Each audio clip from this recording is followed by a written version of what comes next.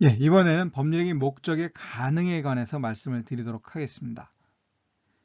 법률행위 목적은요, 일단 실현할 수 있어야 합니다. 법률행위 목적은 실현이 가능해야 한다. 그래서 반대로 이야기해서 실현이 불가능하다라고 하게 되면 그런 법률행위는 무효가 되는 겁니다. 즉, 법률행위 목적이 실현할 수 없다, 실현 불능, 불가능이라고 하게 되면 그와 같은 법률행위는 무효가 되는 겁니다. 그래서 실현할 수 있어야 한다. 그러면 실현할 수 있다 또는 실현할 수 없다, 즉 가능이다 불능이다라고 하는 것은 어떻게 판단할 것이냐, 그 기준이 뭐냐라고 하는 거죠. 그 기준은 사회관념이다라고 이야기를 하고 있습니다. 즉 사회관념상의 평가의 문제다. 그러니까 물리적으로 할 수 없는 것, 물리적으로 불능인 경우에는 그건 누구도 할 수 없다는 얘기니까, 물리적으로 불가능한 것이니까 그건 당연히 어떻게 불능입니다. 근데 물리적으로 가능한 경우에도 불능으로 취급될 경우가 있어요. 예를 들어서 한강에 빠진 반지를 찾는 계약을 체결했다. 그러면 한강에 빠진 반지 뭐 어떻게든 뭐 방법을 찾으면 찾을 수는 있겠죠, 반지를. 하지만 그 반지 하나 찾겠다고 그 많은 사람들, 그 많은 비용, 그 많은 시간을 들여서 찾을 수는 없다라고 하는 거예요. 소위 가성비가 아주 나쁩니다. 이것은 어떻게 해요? 물리적으로 가능할지 모르겠지만 사회관념상 할 수 없다, 못한다, 이렇게 되는 겁니다. 즉 사회관념상 불능으로 평가하는 거죠. 그래서 물리적으로 가능한 경우 대부분 가능하겠지만은 사회관념상 그것이 불가능으로 평가될 때도 있다라고 하는 겁니다. 그리고 이 가능, 불능 여부는 뭐 사회관념을 가지고 판단한다. 그리고 이와 같은 불능은 확정적이어야 돼요. 확정적. 그래서 일시적으로 불능이었다 하더라도 그것이 다시 가능하게 될 개연성이 높은 경우에는 이것도 불능이 아니다라고 하는 거죠. 그래서 불능은 확정적이어야 한다라고 하는 거예요. 자, 그럼 이런 불능에는 어떤 것들이 있느냐? 굉장히 그 분류 기준에 따라서 여러 가지 나눠볼 수 있겠지만은 우선 뭐 여기는 한 3가지 정도만 알아두시면 될 것 같아요. 우선 이야기되는 것이 원시적 불능, 후발적 불능, 그다음에 전부 불능, 일부 불능, 그리고 객관적 불능, 주관적 불능, 이렇게 나눠볼 수가 있을 겁니다.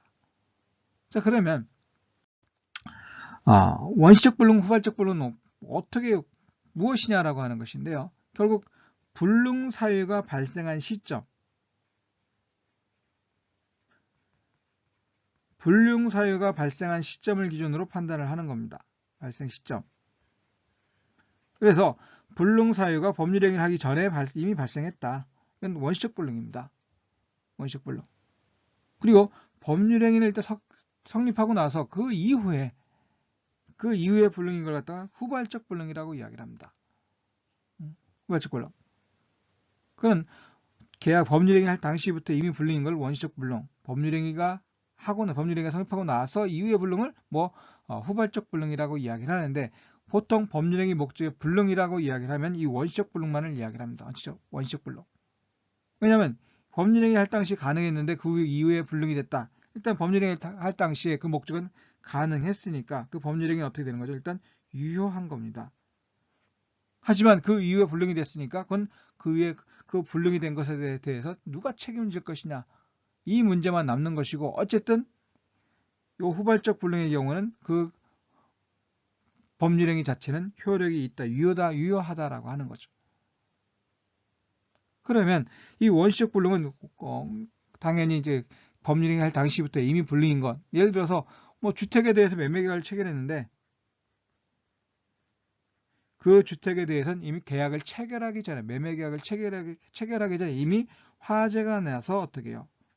화재가 나서 다 타버리고 없는 경우 생각할 수 있을 겁니다. 그러니까 목적물이 그러니까 주택에 화재가 나서 다 타버렸다. 없어요. 그러면 소유권을 넘겨줄 대상이 없는 겁니다. 소유권이 없어졌으니까.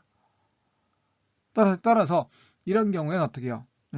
원시적 불능이라고 하는 것이고, 이때는 그건 그 불능이 된 것에 대해서 물건을 매매 계약을 체결했으니까 그걸 누가 어떤 책임을 질 것이냐, 이것에 관해서는 535조의 계약 체결상의 과실, 즉 그 불능인 것을 알았거나 알 수 있었던 경우에만 책임을 지고 있다라고 하는 겁니다. 조문은 한번 나중에 찾아서 읽어보시면 좋을 것 같습니다.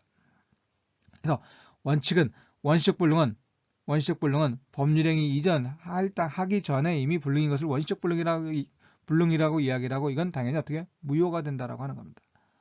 그다음에 후발적 불능은 법률행위가 법률이 성립하고 나서 불능인 것을 후발적 불능이라고 후발적 불능이라고 이야기를 하고, 이 경우에는 그 법률행위 자체가 무효가 되는 것이 아니라 그 계약이 이행할 수 없게 된 것, 즉 불능이 된 것에 대해서, 즉 이행불능에 대해서 누가 책임을 질 것이냐, 즉 채무불이행 책임이라든지 이행불능으로 인한 채무불이행 책임이라든지, 또는 쌍무계약의 경우에는 뭐 누가 그 위험을 부담할 것이냐라고 하는 이런 문제가 발생합니다. 즉 위험부담과 관련한 건 537조, 538조, 또 이행불능으로 인한 채무불이행 책임에 관해서는 390조에서 규정을 하고 있습니다.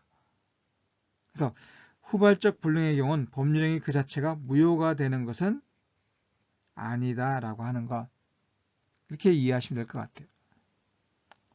자, 그럼 그 다음은 법률행위 목적의 전부가 불능이냐 아니면 일부가 불능이냐에 따라서 전부 불능, 일부 불능 이렇게 나눠볼 수가 있을 겁니다. 그래서 법률행위 목적의 전부가 불능인 것을 전부 불능,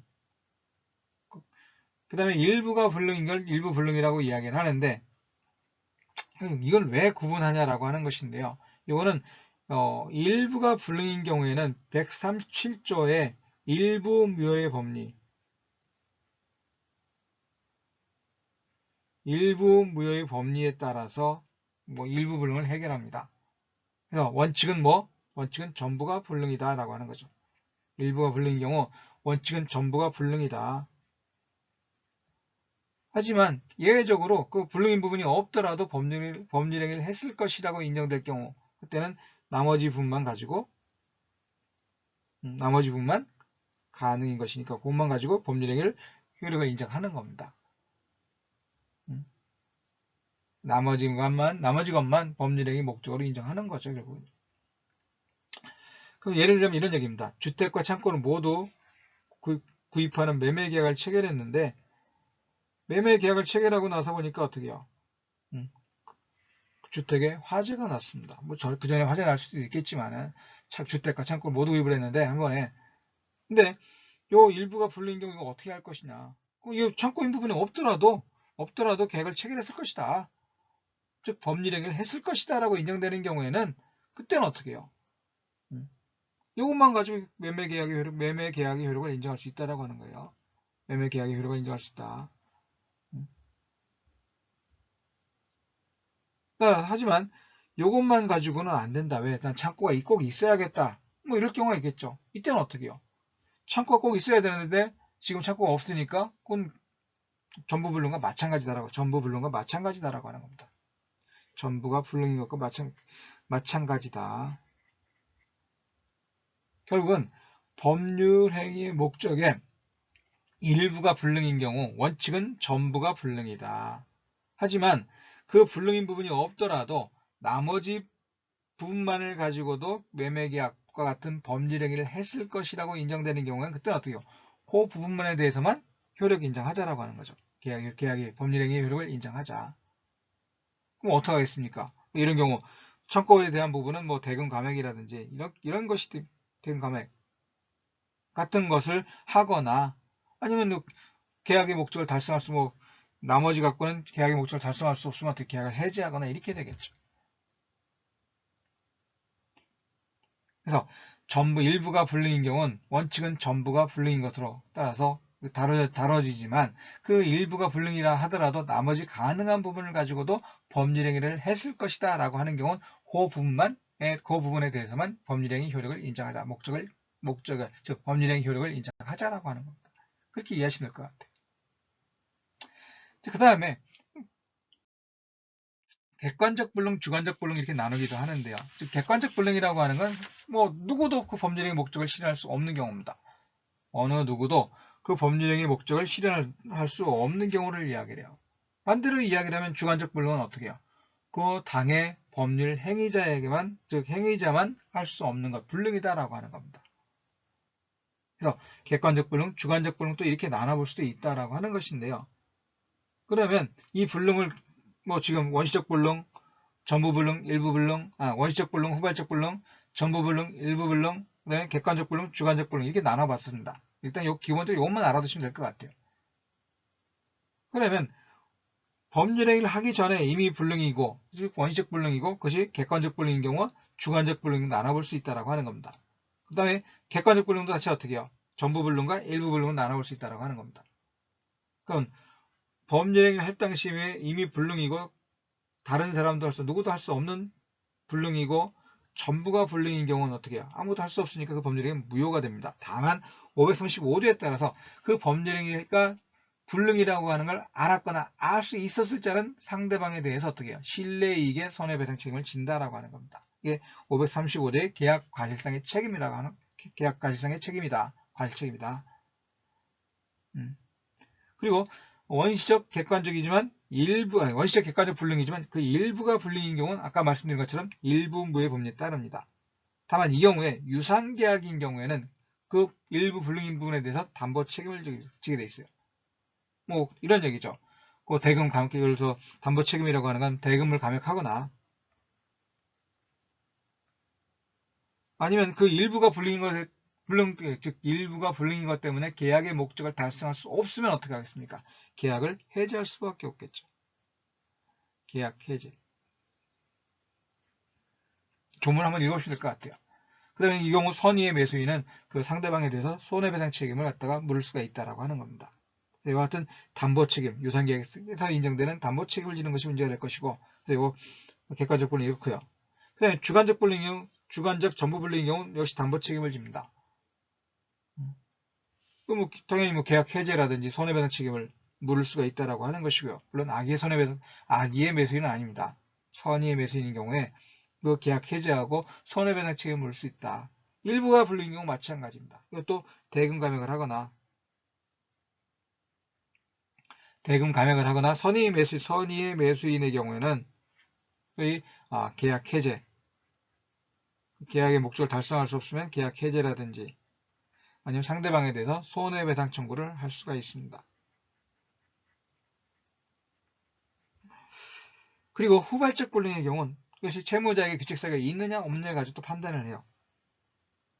그래서 사실 후발적 불능의 경우는 뭐 계약 법률행위를 하고 나서 불능이 된 것이니까 주관적 불능이냐 객관적 불능이냐가 큰 의미가 없어요. 사실은.